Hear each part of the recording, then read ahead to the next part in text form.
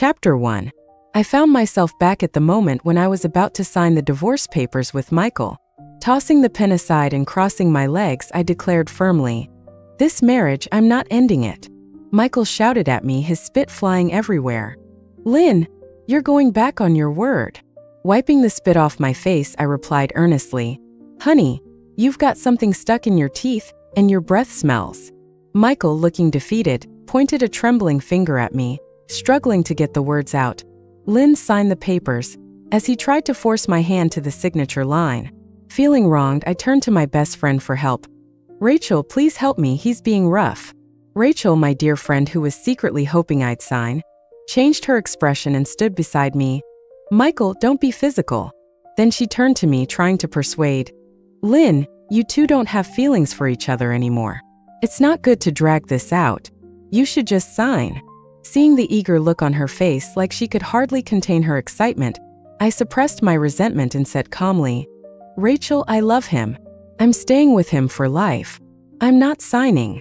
Heading towards the door, Rachel quickly followed. "Lynn, didn't you want a divorce yesterday? What's changed today?"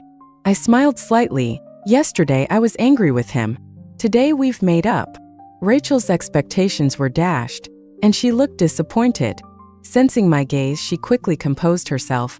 "Lynn, with a husband who treats you like this, why not leave and find someone better?" Her tone of concern made me sick. In my previous life, she had used this same caring tone to persuade me to divorce Michael, only for me to receive their wedding invitation within a month. She pretended to care for me just to achieve her own goals, which I despised the most. Suppressing my hatred, I explained, "Rachel, he is the right person for me. As my best friend, you'll support me, right?" Rachel's face darkened, but she maintained her composure. "Yes, of course, I support you." Turning to leave, I was blocked by Michael. "Lynn, as my wife, you failed to give birth to a healthy child. I want a divorce." I looked at him with concern, kindly reminding him, "I had a health check before trying to conceive and I was fine. The baby didn't survive because of you. Maybe you should get checked." "I'm saying this for your own good." Michael, fuming, threatened, "Lynn, I'm going to sue you. Don't come crying to me then." I waved dismissively. "Okay." Leaving the civil affairs office, I could hear Michael's impotent rage behind me. As soon as I got home, I received a call from the court. "Ms. Lynn, Mr. Michael has filed for divorce on the grounds of irreconcilable differences. Please appear in court on time." I replied, "All right, I'll be there on time." In court, Michael stood tall, looking confident. "Your Honor, Lynn gave birth to a stillborn. I'm requesting a divorce and the return of the dowry." I looked at him with disdain, my tone mocking. "Are you daydreaming?" Michael slammed the table, his eyes burning with anger. "Lynn, show some respect when you talk to me." Rolling my eyes, I composed myself and addressed the judge. "Your Honor, Michael and I have been in a de facto marriage for a year, and our relationship hasn't broken down. I even had a child. Here is my evidence." I produced several manila envelopes containing prenatal checkup records, hospitalization records, photos symbolizing a happy marriage. The evidence was complete. After reviewing the evidence, the judge stated, "Plaintiff, the defendant has been in a de facto marriage with you. Dowry will not be returned, and the defendant has provided evidence that the marriage has not broken down. Divorce request denied." Chapter 2. Michael was not satisfied and shouted at the judge, "Judge, why? I don't love this woman. I have no feelings for her. Why can't I get a divorce?" The judge frowned, looking stern. "If the plaintiff disagrees with the judgment, you may file an appeal within 15 days of receiving the first instance judgment." After the court session, Michael blocked me at the door. He was smug. "Lynn, I'm telling you, I will keep appealing. I'm determined to get this divorce." I sneered. I, Lynn, would rather be a widow than divorced in this lifetime. Back home, I received a photo from the private detective I had hired using my secret stash. The photo showed Rachel holding a baby. The private detective had sent the printed photo along with related legal texts about falsifying a death certificate to Michael. That evening, Michael returned home looking troubled, his brows furrowed deeply. I knew he had received the letter. I picked a fight with him as an excuse and then went to Rachel's house. Sitting on the sofa, I grabbed Rachel's hand, tears welling in my eyes. "Rachel, I'm scared. I don't dare to go home. Rachel looked curious and feigned concern. Lynn, what are you afraid of? Pretending to be conflicted, I hesitated before finally speaking up under Rachel's urging. I've been married to Michael for a year and a half. One time when he was drunk, I found out that his father was severely allergic to peanuts. Michael added peanut butter to his father's food, causing his death so he could inherit the company. I saw a flash of shock in Rachel's eyes and continued my act. I started to cry, clutching Rachel's hand, trembling with fear in my voice. Rachel, I'm so scared. To think my husband could kill his own father for personal gain. I emphasized the words his own father heavily, making sure Rachel couldn't miss it. With red eyes, I pleaded, Can I stay here tonight? I won't disturb you and the baby. I'm just too scared to stay under the same roof as a murderer. Since Rachel had her baby, she rarely let me near the child, claiming it was for my own good, saying she didn't want me to be reminded of my own lost baby and feel sad. In reality, she was worried I'd recognize the baby as my own. In my past life, Rachel avoided me throughout her pregnancy and only met me after giving birth. At the time, I thought she just didn't want to see anyone during her pregnancy. Now I realize she was preparing to steal my baby. Rachel had orchestrated my marriage to Michael. I had been told before that Rachel and Michael had dated, but I hadn't taken it seriously, naively believing that everyone has a past and we should look forward. Later, they conspired against me. Rachel knew exactly what kind of man I liked, and Michael appeared as my ideal type. Naturally, I was drawn to him.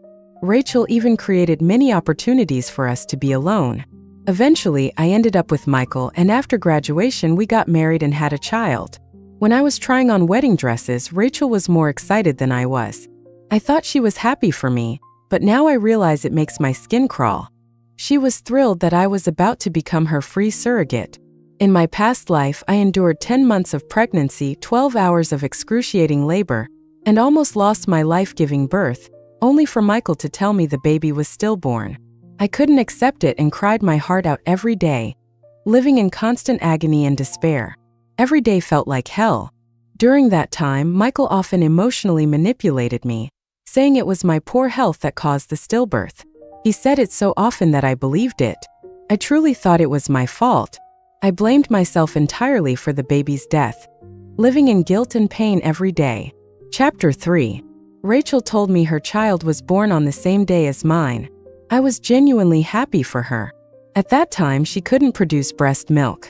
Worried that her baby wouldn't get enough nutrition, even though I was living in my own personal hell, I forced myself to pump milk every day and deliver it to Rachel. My own baby had died, so I hoped Rachel's child would be healthy. Having gone through my own storm, I wanted to hold an umbrella for her. Little did I know that my storm was caused by her. Before I had even finished my postpartum confinement, Michael suggested divorce, saying he wanted to find his own happiness. I refused, but Michael insisted that I couldn't hold him back. Rachel also advised that we should separate if there were no feelings left. In utter despair, I signed the divorce papers. Less than a week later, I received an invitation to Michael and Rachel's wedding. The happiness on their faces in the invitation was overwhelming. The betrayal of my former lover and friend was the final straw that broke me. Unable to bear the torment, I climbed onto the rooftop one dark night and jumped, hoping for instant relief. However, a kind passerby called 911. I lay in the hospital, tubes everywhere, and heard the doctor's regretful words. Such a pity, only 23 years old. In my final days, Michael and Rachel came to see me with their child. I will never forget that moment. Rachel's seemingly pure face uttered the most venomous words. She leaned over my bed, a smug smile on her face. Lynn, do you want to see your child? I was overwhelmed with emotion, struggling to get up, but the tubes held me down, and it felt like my bones were breaking. Desperately, I asked, "What do you mean?" Rachel smiled even more brightly and brought the child closer, her tone light. "Look, this is your child, Lynn. Thank you so much for making me a mother. Rest in peace. I will be her only mother." I was trembling with rage, my muscles convulsing. In my final moments, I struggled to touch my baby's face, but Michael pinched my oxygen tube. His cruel voice echoed in my ear. "Die, you free surrogate." Furious, I wanted to tear Michael's face apart, but my body wouldn't respond. I heard the piercing alarm of the medical equipment and my daughter's cries, and then I lost consciousness.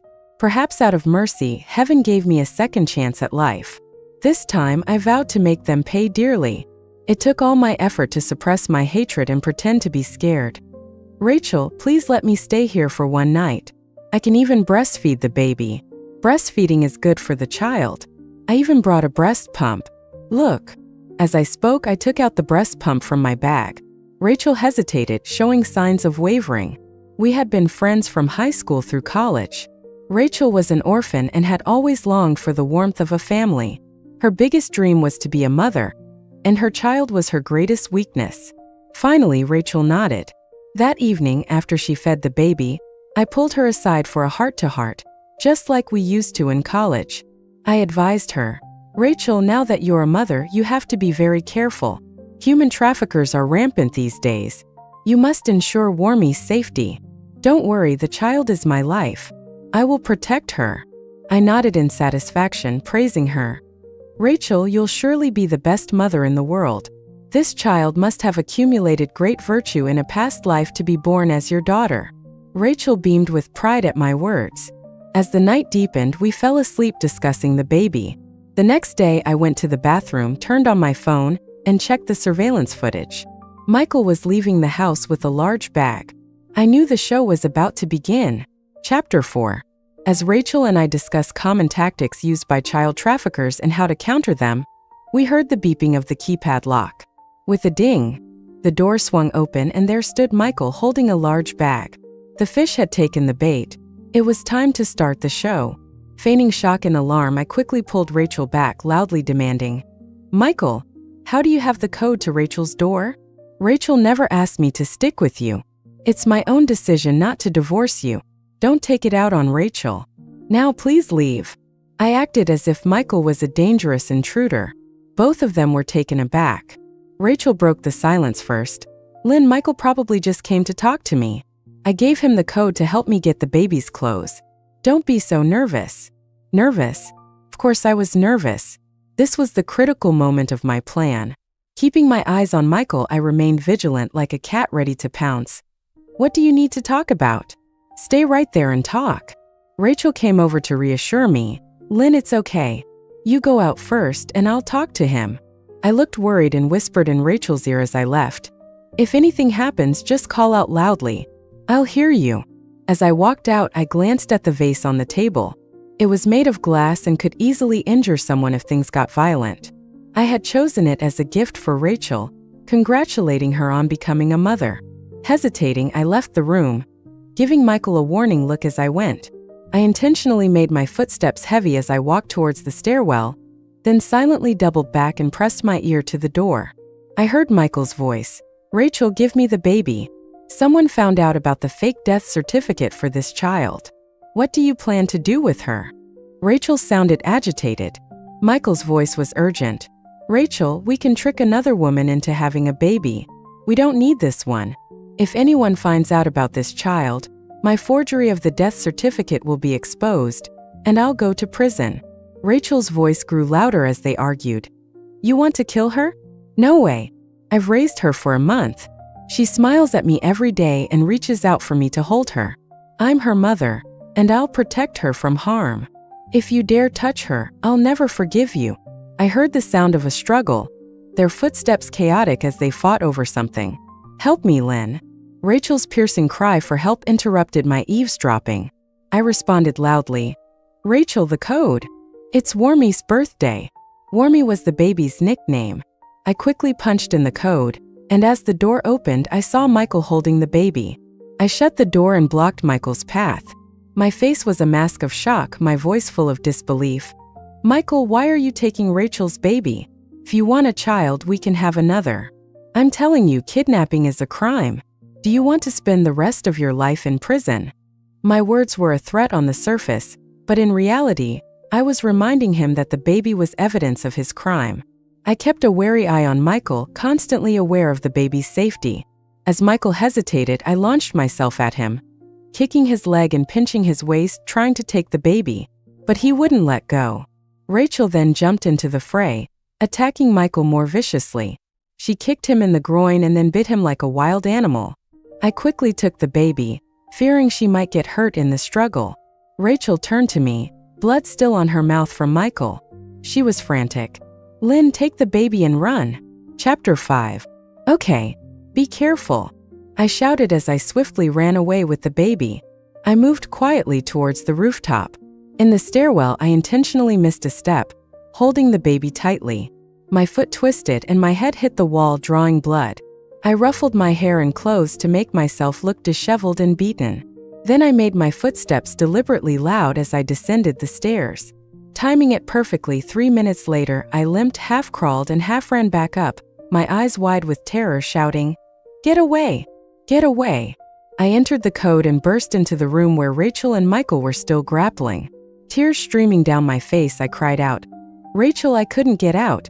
The hallway is full of Michael's men. I barely managed to lock them out. What do we do now?"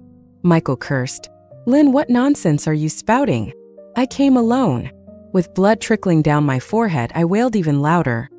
"Rachel, they were trying to kill me. I hurt my leg. If I hadn't been quick, they would have taken the baby." Rachel looked at Michael with a murderous glint in her eyes, like a mother protecting her cub. "Lynn, go to the rooftop. I'll hold him off. Don't call the police." Bearing the pain in my leg, I dashed to the rooftop and immediately locked the door behind me. I lay on the ground, ear pressed to the floor, listening. Inside, I could hear sounds of things being thrown around, indicating a fierce struggle. About 10 minutes passed, with the argument growing more intense. Suddenly, the sound of shattering glass rang out, followed by silence. I knew my plan was about to come to fruition. I quickly dialed 911, reporting that someone was trying to kidnap a child here. The room remained silent for a full 5 minutes. My heart pounded as I held the baby tightly. Then a knock came on the door and I heard Rachel's voice. "Lynn, open the door. Michael is gone." I wasn't going to open it. Rachel might have dealt with Michael, but I could be her next target. Thinking quickly, I yelled, "Bullshit, Michael, you haven't left. I can see you from the rooftop. Don't try to fool me. I'm telling you, Michael, this is a society governed by law. If you coerce Rachel, you'll pay for it." Rachel's voice sounded impatient. "Lynn, it's just me. Open the door and let me see the baby." Ignoring her, I shouted, "Michael, get lost. I'm warning you, don't hurt Rachel." I refused to fall for it, and Rachel kept banging on the door. "Open up, Lynn. It's really just me." I silently laughed to myself, replying in a deep voice, "Really? I don't believe you." The door was kicked hard, and I heard someone running down the stairs. A minute later, there were loud thuds as something heavy hit the door. I called 911 again, my voice trembling with tears. "Please, police, come quickly. Someone is trying to take the baby." The banging was so loud that it made Warmy cry. I comforted her while bracing the door with my body. I didn't know how long I could hold out, but finally, I heard the reassuring sound of police sirens. The banging stopped, and I heard the sound of hurried footsteps fleeing. Soon after, a police officer's voice came from the other side of the door. "It's okay now. You can open the door." Remaining cautious, I asked for the officer's badge number and police station name. After verifying, I carefully opened the door. The first thing I did was hand the baby to the police officer. Only then did I feel at ease. The officer in charge looked serious. "Where is your husband now?" Rachel gave me a meaningful look, but I pretended not to see it. I truthfully pointed. "In Rachel's room." Chapter 6. The officer looked at Rachel, signaling her to open the door, but she refused. The officer spoke sternly. "Ms. Rachel, please open the door and cooperate with our investigation." Rachel stood in front of the keypad, blocking the entrance with her body. "This is my private residence. You can't enter without a warrant. You can't force the door open without one." The officer sighed and pulled out a search warrant. "We are conducting a lawful investigation." He then pulled Rachel aside. "What's the code?"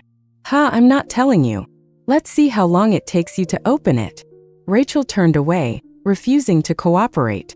Since she wouldn't cooperate, I stepped forward, being the law-abiding citizen that I was, and quickly entered the code. With a ding, the door opened. Rachel cursed at me from behind, but I ignored her as if she were just background noise. Opening the door, we were hit with the stench of blood. Everyone present wrinkled their noses in unison. I glanced back to observe Rachel's reaction. Her once beautiful face was now devoid of color, her lips pale. I smirked inwardly. So you can have a bad day too, huh? Rachel and I were kept outside as the officers searched the room. 2 minutes later, they found Michael's body in the closet. His head was covered in broken glass shards, and the closet was drenched in blood. Judging by the fragments, it was clear that the weapon was the glass vase I had given Rachel as a congratulatory gift for becoming a mother. The very vase I had seen on the table before I left had ended Michael's life. How fitting! I unleashed my acting prowess, breaking free from any restraints to kneel beside the body, trembling as I wailed, "My husband! You died so horribly!" Ah! The officers rushed to calm me down. I stopped crying, glaring at Rachel. "Rachel, I trusted you as a friend, but you killed my husband. I'll sue you. I'll make you pay for his life." Rachel seemed frightened, hastily defending herself. I didn't kill him. I warn you, accusing me without evidence is slander." The officer intervened. "Enough, no more arguing. Everyone will come to the station to clarify the situation." So Rachel, Michael's body, and I were taken to the station, while Wormy, being too young to be left alone, was sent to the hospital for temporary care by the officers. At the station, I was brought into a small interrogation room. "What's this about your husband trying to kidnap a child?" I answered truthfully. "I gave birth to a stillborn last month. My friend Rachel also had a baby on the same day. My husband loves children, so he often visited Rachel and bought clothes for her baby. But I never expected he would try to take Rachel's baby." The officer continued. "Where were you when your husband died?" I replied. "I was on the rooftop. When my husband tried to take the baby, Rachel gave her to me and told me to wait on the rooftop while she talked to him. I went to the rooftop with the baby. I first heard them arguing, then the sound of breaking glass, and then everything went silent. I was terrified and called the police. I omitted the part where I had returned to tell Rachel that the hallway was full of Michael's men. Michael's death was Rachel's responsibility alone. My actions were only to push Rachel into a corner." The officer asked, "Why didn't you call the police immediately when you reached the rooftop?" Chapter 7. I answered truthfully. "When I took the baby to the rooftop, Rachel told me not to call the police. After all, it was my husband's fault. If I called the police, he would have a criminal record, which might affect our child's future prospects. So I didn't call initially. But after hearing that loud crash, I was afraid things were spiraling out of control, so I had no choice but to call." The officer's eyes were sharp as he continued, "What about the wound on your head and your injured foot?" I looked sincere. "I was in a hurry to get to the rooftop with the baby. I tripped on the stairs, hit my head against the wall, and twisted my ankle." The officer pressed on. "According to you, your husband and Rachel had a struggle. Were you present at the time?" I was.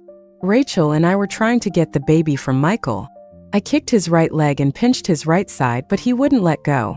Rachel bit him, and that's when he finally released the baby. At that time, my husband was still alive. When I returned after calling the police, he was already dead. During that time, only Rachel was with him, so she must have killed him. Officer, you must bring the murderer to justice." "All right, I understand." Shortly after, the officer handed me the written statement. After signing and fingerprinting it, I was allowed to go home. The first thing I did at home was rummage through everything to find that threatening letter. I finally found it in Michael's safe. I took out the letter and burned it with a lighter, watching it turn to ashes bit by bit. I flushed the ashes down the toilet. After dealing with the letter, I collapsed onto the sofa. Now it was just a matter of waiting for the trial.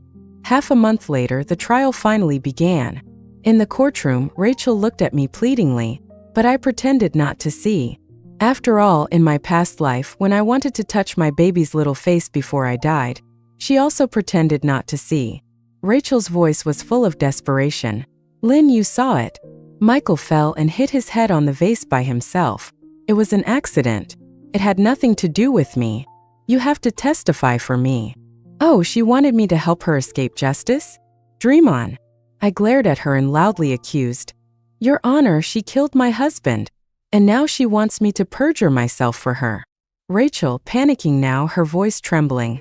"Lynn, tell the truth. Michael's death was an accident." He hit his head on the vase himself. I feigned anger. Give it a rest. The forensic report is out. The cause of death was head trauma from the vase. And your fingerprints were found on the vase. Rachel's face turned ashen, her lips bloodless, yet her words were still arrogant. He was suicidal.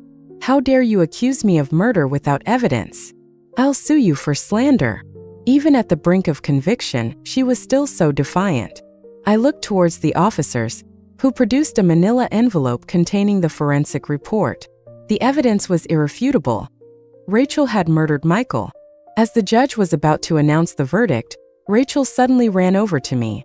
She fell to her knees, clutching at my pants, and pleaded, "Lynn, I was wrong.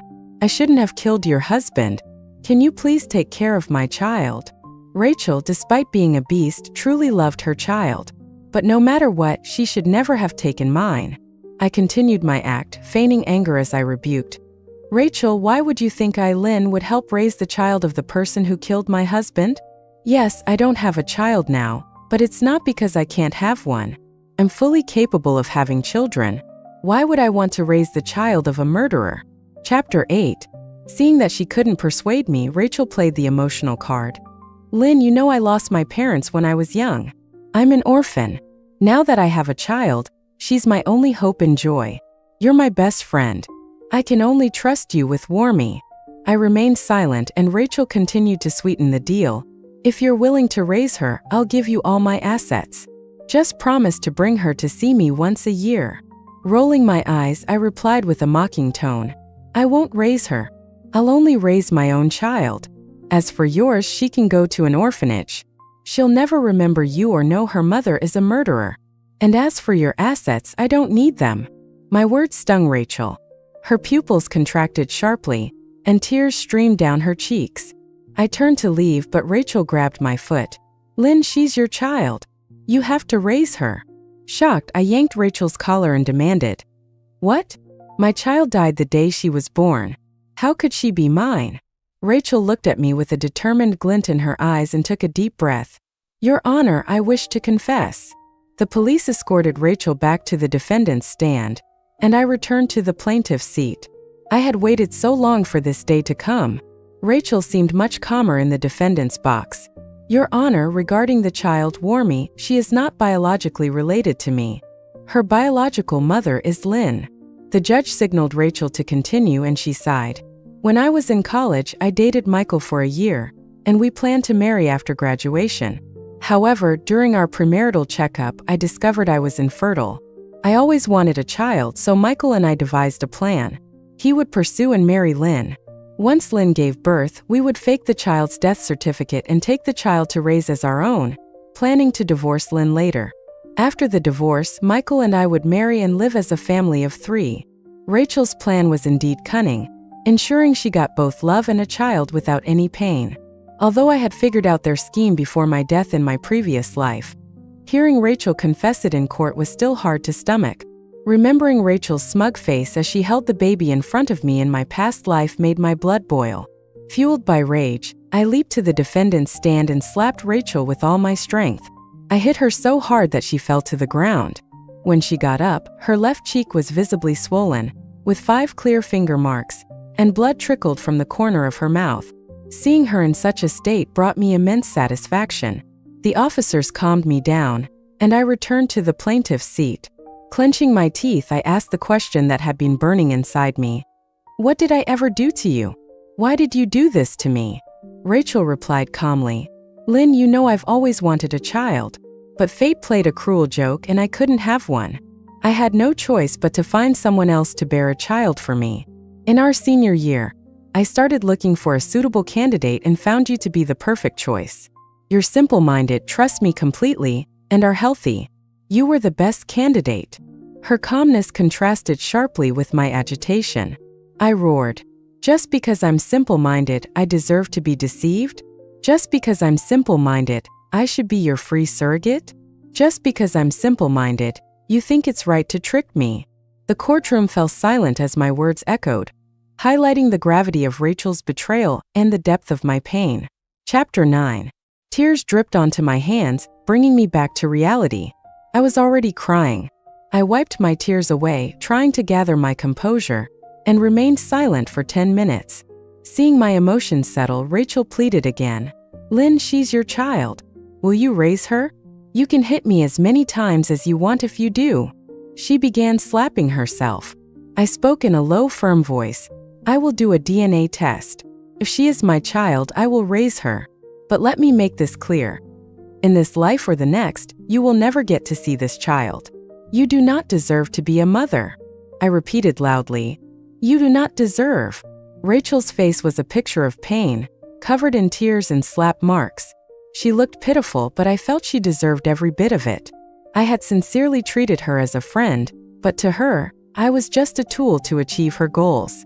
5 minutes later, the judge announced the verdict. The court concluded, and Rachel was sentenced to prison for manslaughter and child abduction. She would spend the rest of her life behind bars. I took the police certificate to the hospital to pick up Warmy. I also took some of her hair for a DNA test. Even though I knew Warmy was my child, waiting for the results made my heart race and filled me with anxiety. A day later, I finally received the results. They confirmed that Warmy was indeed my daughter. I took the DNA test results and registered her as my legal child. From that moment, Warmy was officially mine, both legally and biologically. I hired a nanny to care for Warmy, and with some free time, I went to the coroner to claim Michael's body. I found an old man who collected scrap and had him transport the body to the crematorium on his tricycle. 3 hours later, Michael had been reduced to a pile of ashes. The staff asked if I wanted a proper urn for the remains. I handed them a smelly litter box, surprising the staff member. Ma'am, are you sure you want to use this? I nodded. Yes, his ashes belong in this. If it weren't for my pet needing a new litter box, I wouldn't have wasted it on him. This thing cost me $100. 10 minutes later, I collected the ashes and drove home, filled with joy. My scumbag husband was dead, and since he had no living relatives, all his assets were mine. Rachel was in jail, and no one could take my child away from me. I played a song called Tears Behind Bars to celebrate Rachel having taken care of Michael for me. Once home, I called my pet over to use the litter box.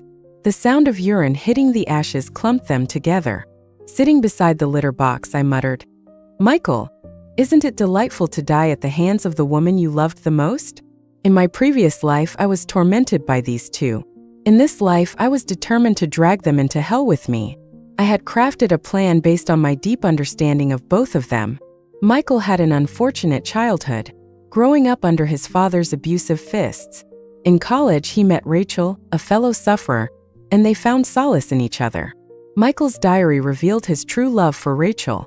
That's when I decided that only Rachel could kill Michael. Being killed by the one he loved most was the death I chose for him. As for Rachel, her lifelong dream was to be a mother. So, I made sure she would have to give up her parental rights and never see her child again. She would live a life of solitude without anyone by her side. A few months later, Warmy turned 1. I visited Rachel in prison. Seeing me, Rachel was visibly excited, clutching the phone.